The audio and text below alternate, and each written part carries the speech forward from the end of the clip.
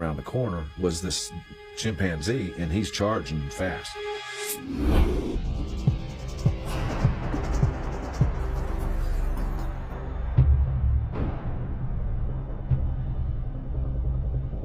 All of a sudden we heard this screaming, and he looked down the road, and there coming around the corner was this chimpanzee, and he's charging fast.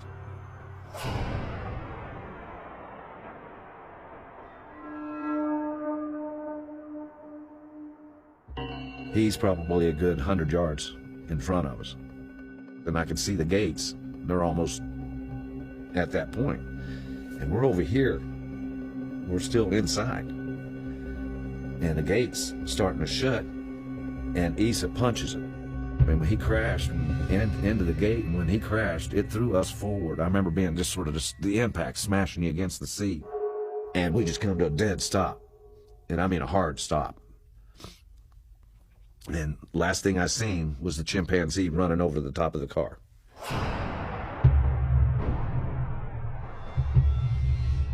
And next thing I know, I'm opening the door.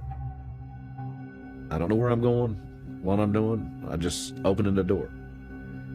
And I hear, "Oh God, please, help me," loud though. And I turned to look where it was coming from, and I looked around in the car, and everybody's gone.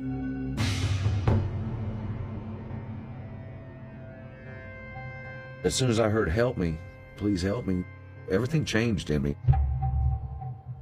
There was a rage in me, and I'd had enough. I didn't care where the chimp was. I just started looking for a weapon, and I seen 2 trees laying cut down. One of them had a Y on the end of it. It was about 7, 8 feet long, and I picked it up. Carried it like you would a rifle. And I'm yelling, "Get off of him! Get off of him!" like that. And that's when he jumped up, and when he jumped up, the chimp, he stood up with his arms up in the air and with his mouth open, and he was just yelling, just screaming. Teeth, the fangs on this thing were huge, and his eyes, they have expressions in the eyes, and if you could, it's almost, you can see the red in them. And so he come charging, running on his hind legs at me, and I hear,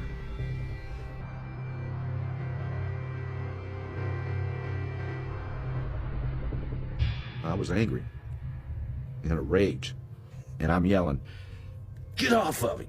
Get off of him!" like that. When he stood up, he was massive, and he was bigger than me, and I'm 5'9", and I weigh 205 pounds.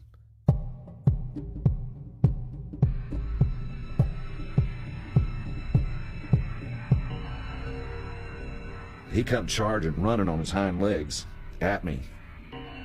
And I did the same thing, and I went charging him, holding the tree like this. And he had his head up in the air like that, and we both ran into each other, but I caught him perfect in the throat. When I caught him, I lifted him off the ground, and he came down on his back. And I turned the tree around and started ramming him, yelling at him to get back up. All of a sudden, he got out from under me. But this time, he took off running, and I took off running, chasing him. But he hit the jungle. And just as he did, I stopped. I caught myself. But I had a tree on him, and as soon as I stopped, he stopped about 4 or 5 feet in front of me. But he kept his back turned.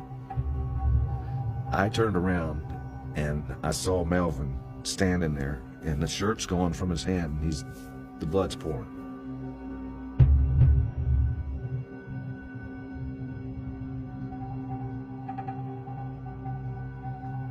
Now his foot is shredded. There's no shoe, nothing. It's just shredded. Tendons are actually hanging out. And you couldn't tell it was a foot. At this time, all of a sudden, the hills were alive with chimpanzees.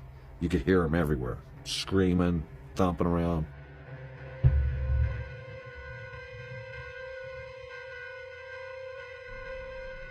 But the jungle's thick. You can't see them.